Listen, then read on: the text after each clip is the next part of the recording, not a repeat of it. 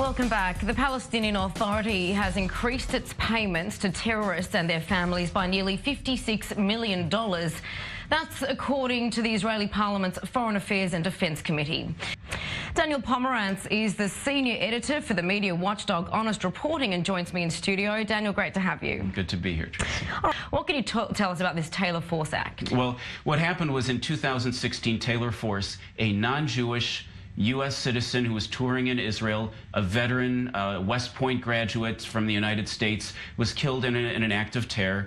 And the United States Congress suddenly realized that this act of terror had been funded in part by U.S. money. And they felt very uncomfortable about the idea that America was paying for people to kill Americans as well as Israelis.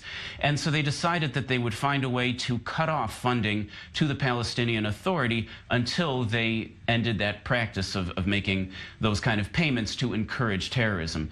The problem, of course, is that money is what's called fungible, and you can't stop someone from paying money to a specific use. You cut off funds from one place, they could pull it in from another place. And we do see terrorist attacks and people killed in Israel. There's calls for Palestinian Authority President Mahmoud Abbas to condemn those attacks. But you're calling on the media to be more critical of Abbas's condemnation. Why is that?